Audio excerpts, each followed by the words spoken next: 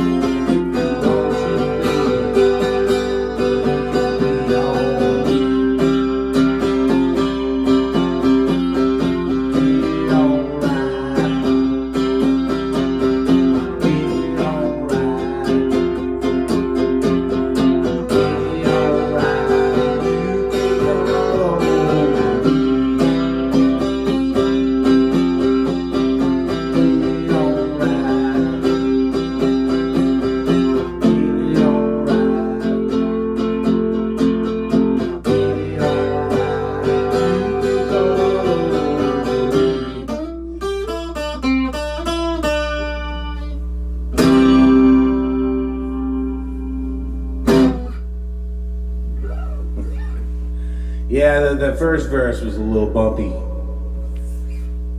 and that's that's what makes that song so great. Is it's a feel song, and just once you get going, it's a groove rhythm. You know, that's why it worked. They did it. The Stones did it at the Jazz Festival, I think, last year, a couple of years ago, with the guy who came up with the accordion, Bopsy. And but perfect tune for that. That's the thing. That's just a groove. Everybody, before you know it, you're not even paying attention and you're just moving. You know. I don't know if that happened just now, but ideally, yeah, you know, it might have been a little slower because I've just been hitting the bowl pretty heavy, just in the last 10 minutes right before that. So, but we're gonna stick with it because. I just did it right then, and that's when I was recording, so I think I've done it better. I'll do it better. It wasn't horrible. It wasn't great. But yeah, go check that one out with Bob's. I can't think of his last name, but one of the big accordion players right now in New Orleans. Muzak, which is great. It's a whole indescribable genre of just great. Like one of those things when you hear it, you know. Yeah, that just sounds like it's from New Orleans. It's not always just a horn thing either, you know. Rhythmic, and you know what? There really is something to like where things are recorded, like literally, you know. Like in the mid '70s, New Orleans was at a high point musically with Alan Toussaint and the Meters and stuff. And McCartney recorded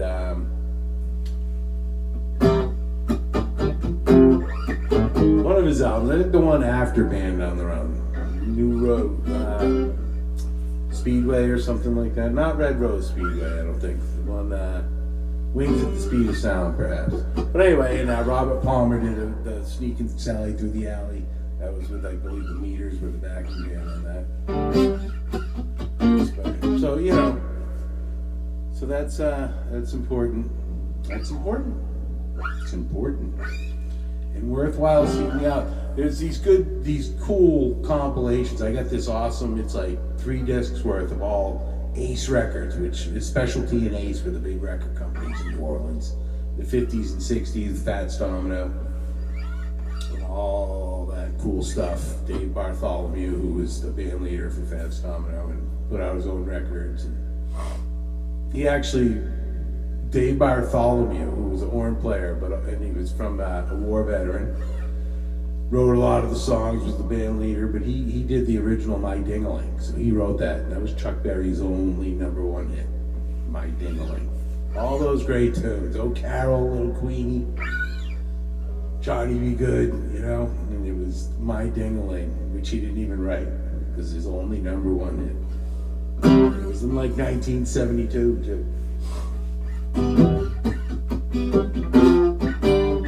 You know, so they're the foundational tunes of rock and roll, and they were hits, you know, Johnny Be Good, and they were like hits just in R&B or something, R&B charts and shit.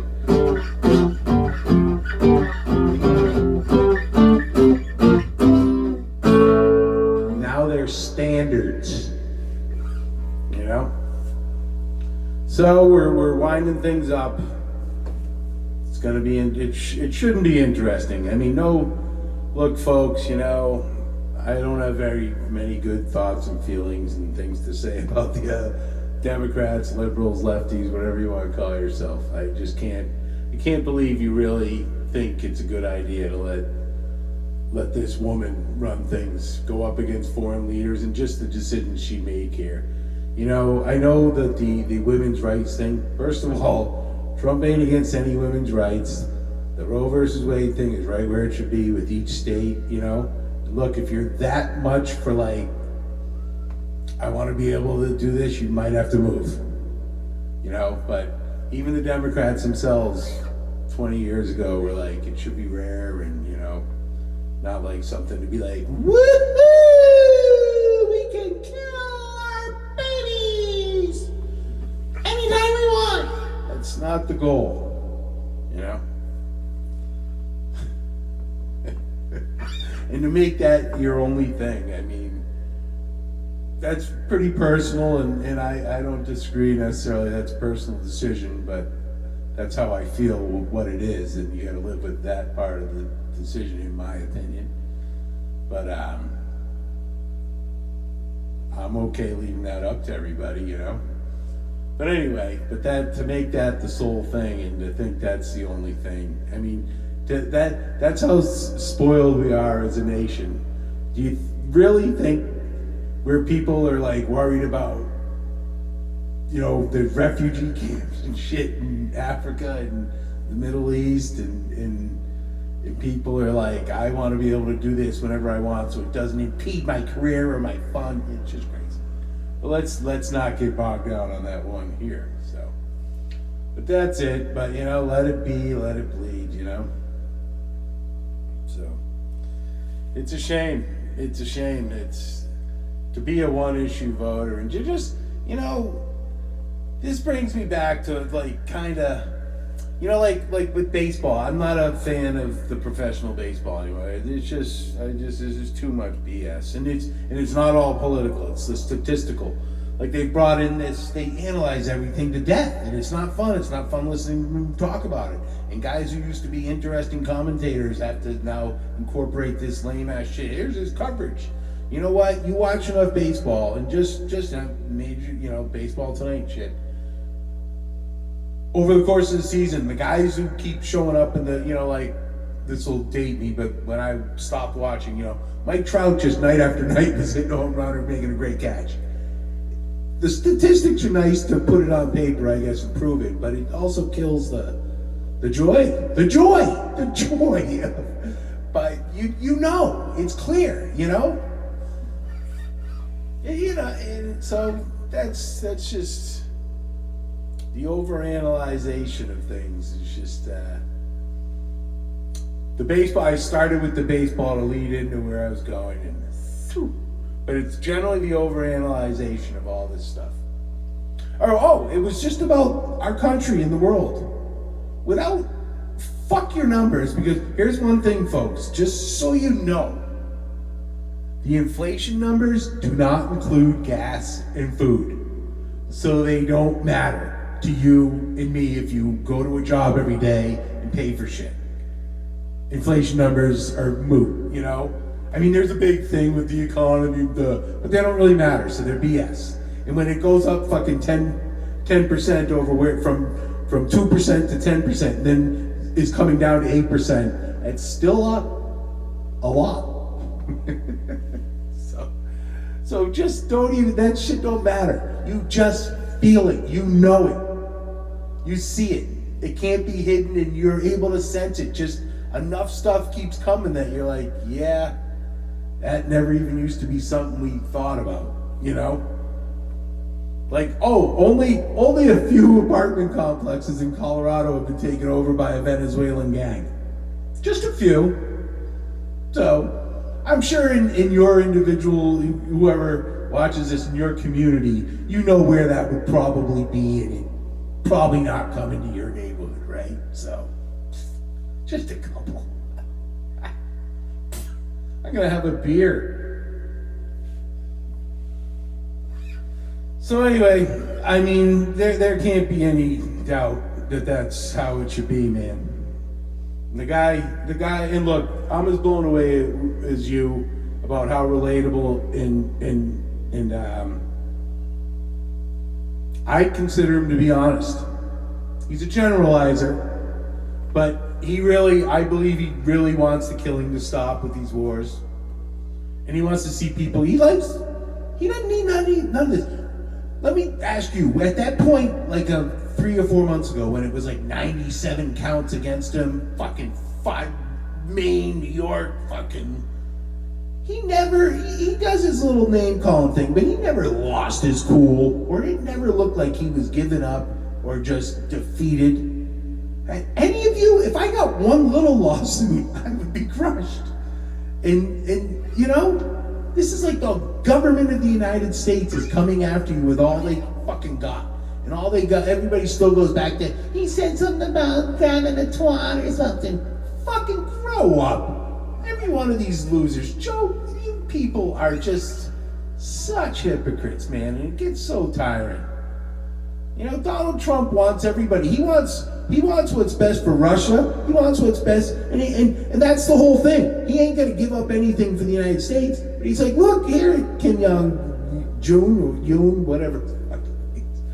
Fucking, this will help you make your fucking world better, and we're gonna benefit too. That's his game. And you fucking fools who get caught up in these stupid little issues like fucking abortion or the BS lies about rights of individuals. Donald Trump don't give a fuck how many dicks you can suck and what your sex may be when you do it. If you can fucking be the superintendent of that building and fucking turn a profit and keep the people who live there happy or rent, you know. And if you think otherwise, you're a fool. And all these people villainizing him thought that too and believed that. So, just do the right thing, man. We need to stop this. And if you know it in your heart that things are not good. So, hopefully you'll do the right thing.